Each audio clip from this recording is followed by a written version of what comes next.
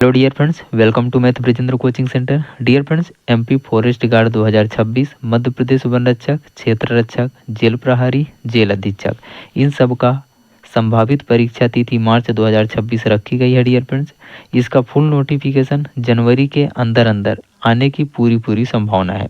इसी को ध्यान में रखते हुए डियर फ्रेंड्स, मैं साइंस का क्लास स्टार्ट किया हूँ। ये 9वां क्लास है जो कि नंबर 1 क्लास होता है।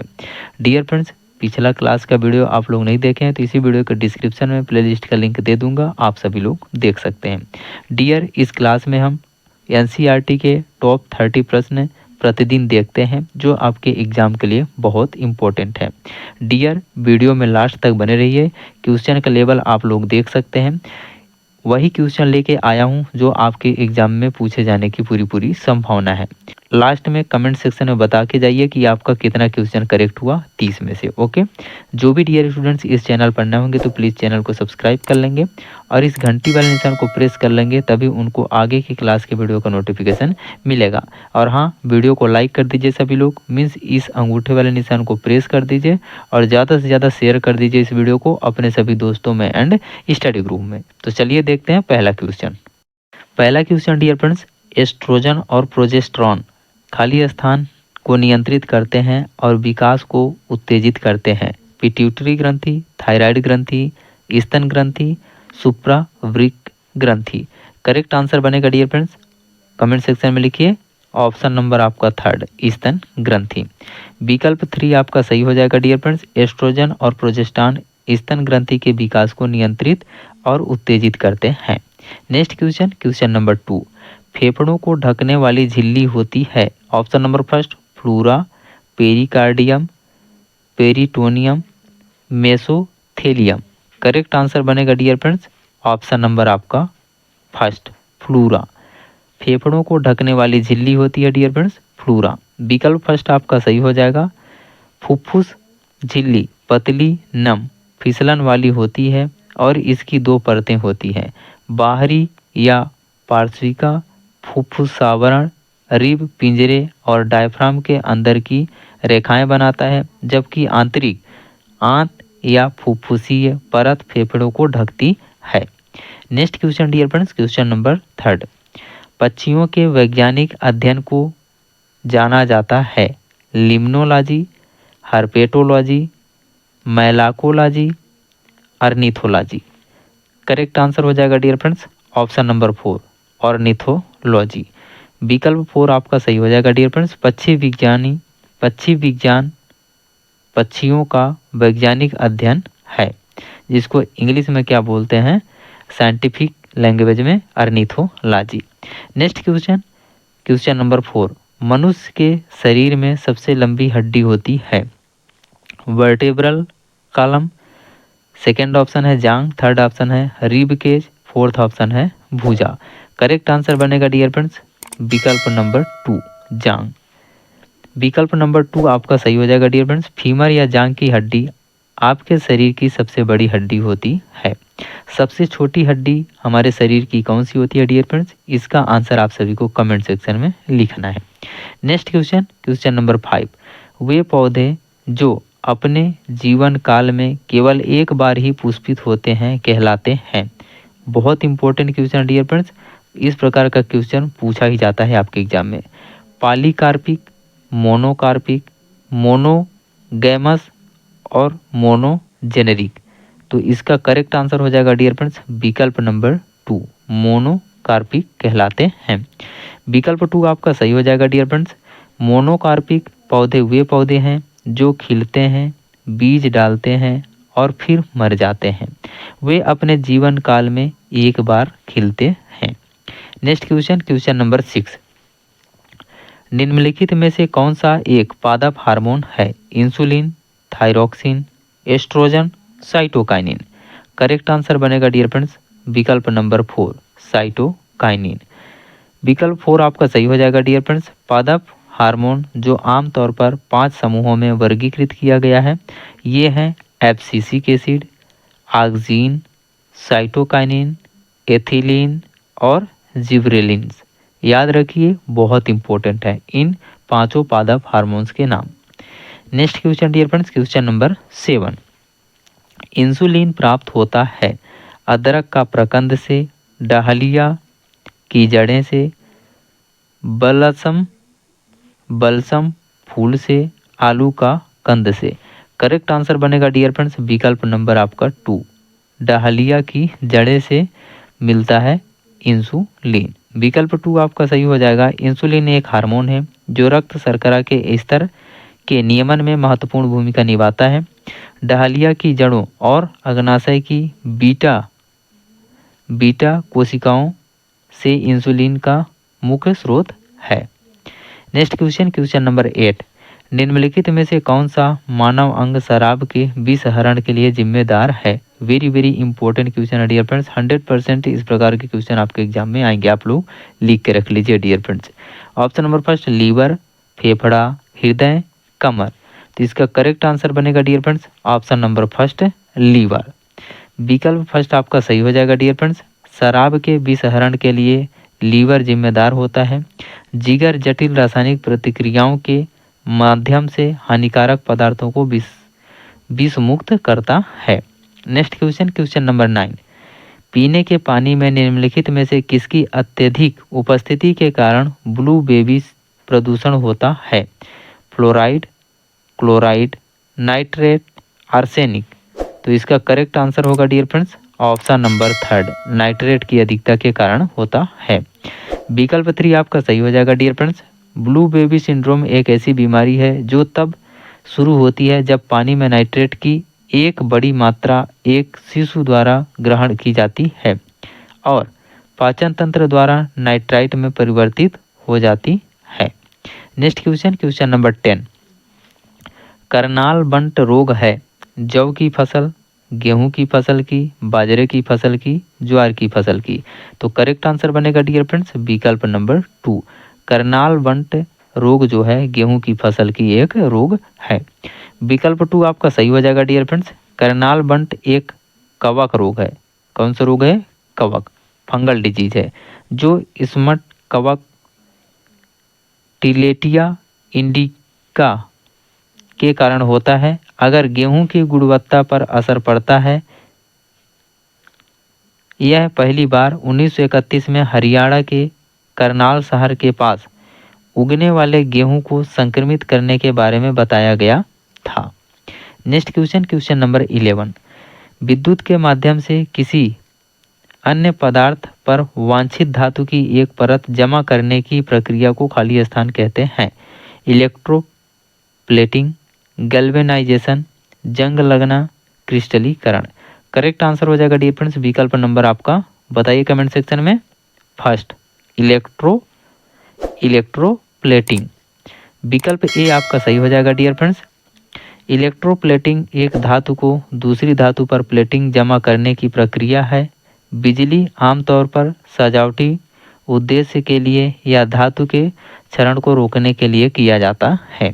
नेक्स्ट क्वेश्चन, क्वेश्चन नंबर 12, उच्च तापमान से निम्न तापमान की ओर अणुओं की वास्तविक गति के माध्यम से ऊष्मा का संचार होता है कहलाता है? चालन, संवहन, विकिरण, चालन और संवहन दोनों। तो इसका करेक्ट आंसर होगा डियर फ्रेंड्स विकल्प नंबर 2, संवहन कहलाता है। विकल्प बी आपका सही हो जाएगा डियर फ्रेंड्स। संवहन प्रक्रिया में एक क्षेत्र से तरल और गैसों में गर्मी स्थानांतरित की जाती है। उच्च तापमान से कम तापमान वाले क्षेत्र में संवहन ताप हस्तांतरण आंशिक रूप से अणुओं की वास्तविक गति या बड़े पैमाने पर स्थानांतरण के कारण होता है। Next question, question number 13, bullet proof खिड़कियां बनाने के लिए निम्नलिखित में से किस पॉलीमर का उपयोग किया जाता है? ऑप्शन नंबर फर्स्ट है पॉलीकार्बोनेट, पॉलीयूरेथेन, पॉलीस्टाइरीन और पॉलीआमाइड। तो इसका करेक्ट आंसर बनेगा डियर फ्रेंड्स, बताइए कमेंट सेक्शन में। विकल्प नंबर फर्स्ट पॉलीकार्बोनेट। विकल्प ए आपका सही हो जाएगा डियर फ्रेंड्स। बुलेट प्रतिरोधी ग्लास पॉलीकार्बोनेट थर्मोप्लास्टिक और की परतों का उपयोग करके बनाया या निर्मित किया जाता है। लेमिनेट किया हुआ कांच। Next question dear friends, question number 14, noble oil निम्नलिखित में से किस विस्फोटक का नाम है? TNG का, TNP का, TNA का, TNT का। तो करेक्ट आंसर बनेगा TNG का। इसका दूसरा नाम क्या है डियर फ्रेंड्स, आप सभी को कमेंट सेक्शन में लिखना है। नेक्स्ट क्वेश्चन देखिए, विकल्प फर्स्ट आपका सही हो जाएगा ट्राई नाइट्रोग्लिसरीन। TNG का फुल फॉर्म होता है, याद रखिएगा, बहुत इंपॉर्टेंट है, ठीक है। ट्राई नाइट्रोग्लिसरीन, जिसे नोबल तेल के नाम से भी जाना जाता है, यह एक विस्फोटक द्रव है। नेक्स्ट क्वेश्चन, क्वेश्चन नंबर 15, निम्नलिखित में कौन सा जीवाश्म ईंधन सबसे स्वच्छ ईंधन है? कोयला, पेट्रोल, प्राकृतिक गैस, डीजल। करेक्ट आंसर होगा डियर फ्रेंड्स विकल्प नंबर 3 प्राकृतिक गैस। विकल्प सी आपका सही हो जाएगा। बिजली उत्पादन में प्राकृतिक गैस का उपयोग कोयले और अन्य के लिए एक स्वच्छ विकल्प प्रदान करता है जीवाश्म ईंधन। डियर फ्रेंड्स, आप सभी लोग कमेंट सेक्शन में बता दीजिए कि अभी 15 क्वेश्चन में से कितना क्वेश्चन आपका करेक्ट हुआ। ओके, और वीडियो के लास्ट में तो बताना ही है कि 30 में से आपका कितना करेक्ट हुआ, लेकिन अभी 15 में बता दीजिए कि आपका कितना क्वेश्चन करेक्ट हुआ। Next question, question number 16 aspirin प्राप्त होती है पेट्रोलियम से, पृथ्वी से, एक पेड़ से, अम्ल की रासायनिक प्रतिक्रिया से। करेक्ट आंसर बनेगा आपका विकल्प नंबर 3 एक पेड़ से प्राप्त होती है। विकल्प सी आपका सही हो जाएगा। एस्पिरिन एक सैलिसिलेट है, यह शरीर में दर्द, बुखार और सूजन पैदा करने वाले पदार्थों को कम करके काम करता है। इसे पेड़ से प्राप्त किया जाता है। Next question, question number 17, Bhopal gas त्रासदी कब हुई थी? 2-3 दिसंबर 1984, 2-3 नवंबर 1984, 2-3 दिसंबर 1985, 2-3 नवंबर 1985। इसका करेक्ट आंसर बनेगा dear friends option number first 2-3 दिसंबर 1984। विकल्प ए आपका सही हो जाएगा। भोपाल गैस त्रासदी 2-3 दिसंबर 1984 की रात में हुई थी। अब आप सभी को बताना है कि इस दुर्घटना में कौन सी गैस का रिसाव हुआ था। यूनियन कार्बाइड कंपनी में हुआ था। किस गैस का रिसाव हुआ था, कमेंट सेक्शन में आंसर बताना है। अभी तक मैं आप सभी से लगभग 3 से 4 क्वेश्चन पूछ चुका हूँ। सभी क्वेश्चन का आंसर आप सभी लोग कमेंट सेक्शन में देते जाइए डियर फ्रेंड्स। जिनको नहीं बन रहा है तो कमेंट सेक्शन चेक करिए, बहुत सारे स्टूडेंट्स आंसर लिखते हैं, वहाँ से आपको पता चल जाएगा। नेक्स्ट क्वेश्चन, क्वेश्चन नंबर 18, वायु में खाली स्थान के कारण चांदी संचारित हो जाती है। Oxygen, hydrogen sulphide, carbon dioxide, nitrogen. Correct answer बनेगा डियर फ्रेंड्स विकल्प नंबर 2 हाइड्रोजन सल्फाइड के कारण संचारित हो जाती है चांदी वायु में। विकल्प 2 आपका सही हो जाएगा। सिल्वर सल्फाइड बनाने के लिए हवा में हाइड्रोजन सल्फाइड के साथ चांदी की प्रतिक्रिया सही है, यह चांदी का क्षरण है। नेक्स्ट क्वेश्चन, क्वेश्चन नंबर 19, निम्नलिखित में से कौन सा एक रेडियोधर्मी तत्व है? Cobalt, uranium, argon, chromium. Correct answer बनेगा आपका विकल्प नंबर 2 यूरेनियम। यूरेनियम का परमाणु क्रमांक कितना होता है, आप सभी को कमेंट सेक्शन में लिखना है।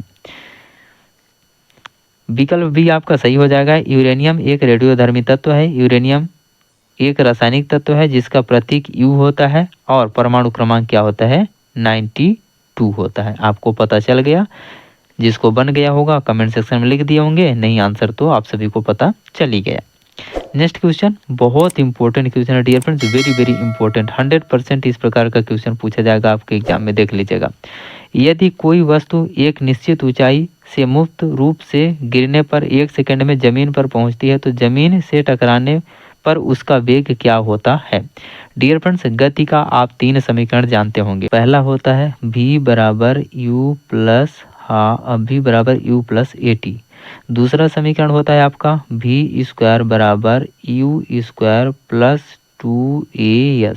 तीसरा समीकरण होता है s बराबर U T plus half AT का स्क्वायर। इसमें से ये पहला वाला समीकरण यहाँ लगेगा डियर फ्रेंड्स, ठीक है। तो चलिए, यहाँ दिया क्या है, बोला जा रहा है कि यदि कोई वस्तु एक निश्चित ऊंचाई से मुक्त रूप से गिरने पर 1 सेकंड में जमीन पर पहुंचती है।